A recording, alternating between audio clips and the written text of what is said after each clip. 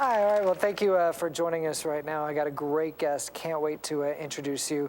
She's just got an incredible testimony and just a wow story from and she's, you wait till you hear it. So let me just jump right in because she's got this book right here to talk to us about the ultimate plan, a financial survival guide for life's unexpected events.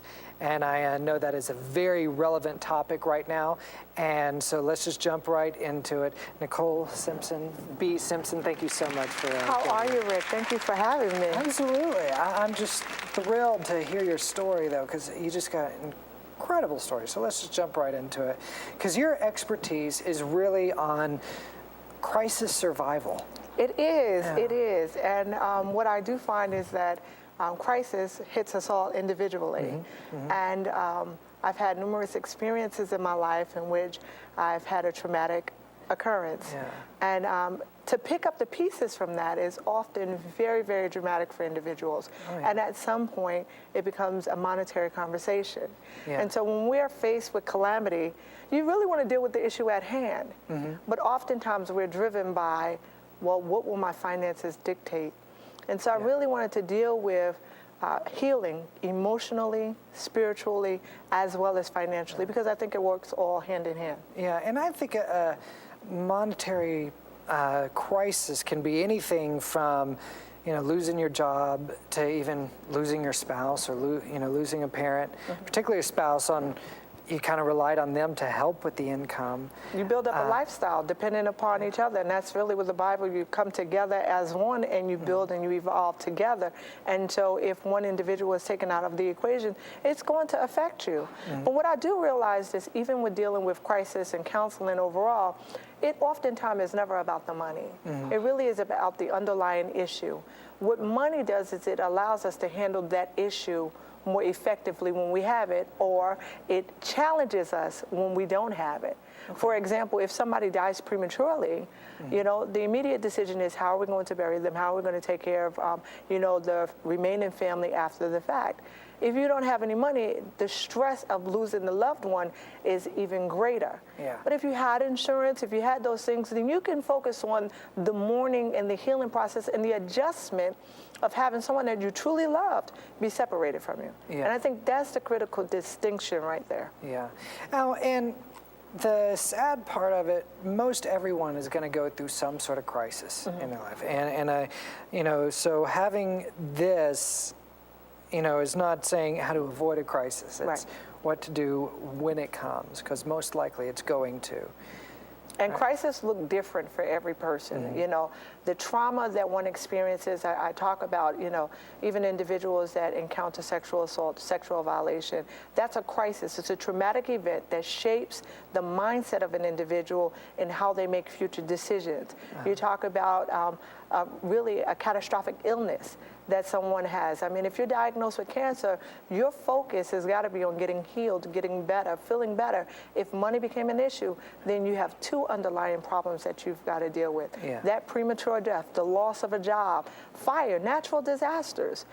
These are all catastrophic events. How we respond to them really is predicated upon what is in our checking account. And we really don't want to live that way. Because the initial problem is already traumatic enough that it's going to affect you for the remainder of your life. So you're exacerbating the situation if you don't have financial integrity. So what does someone prepare as far as having financial integrity? Well, I think it's very important for us to assess where we're standing. We come into relationship with God differently, and at different points and walks of life. And so the first thing that we really need to do is say, Lord, maybe I've not been a good steward over my money. Let me educate myself. The Bible says my people perish for lack of knowledge.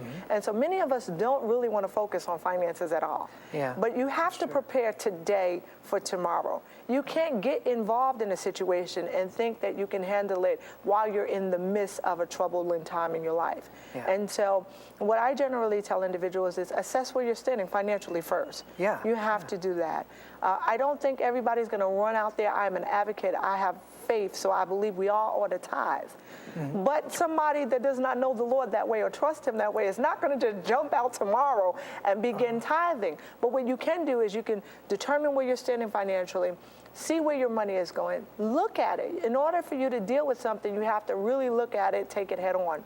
And so when you're doing that, you can look at where's my money going and what expenses are necessary and what expenses I can really live without.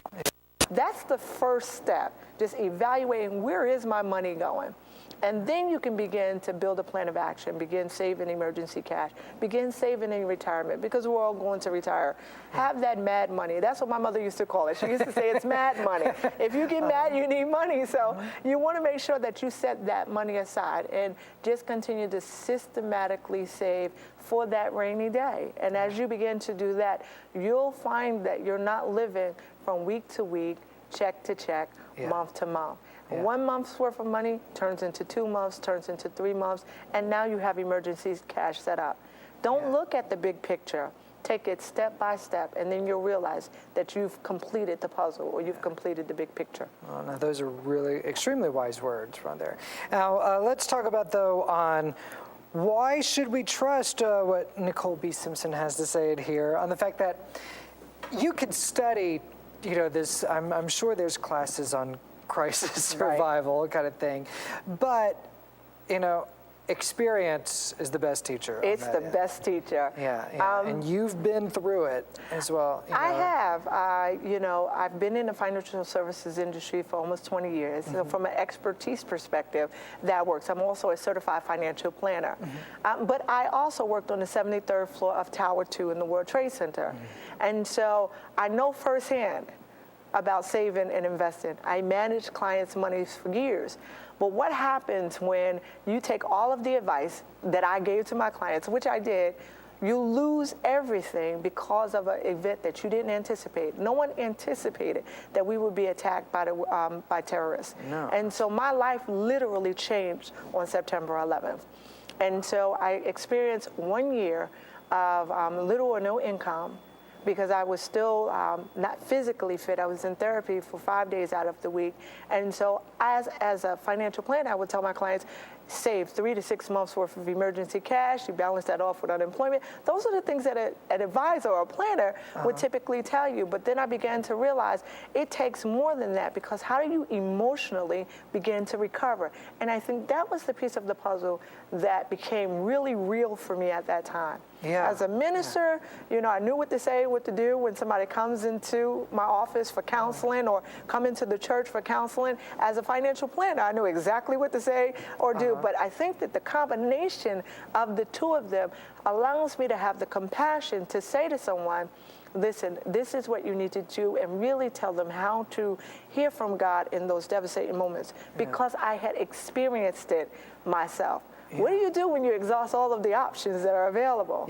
And so that is really how I was able to really learn how to speak more sensitively as opposed to talking from a program perspective or a financial planner's perspective and saying, do this. It no longer was mechanical for me. It was real life and saying, this is where you're standing.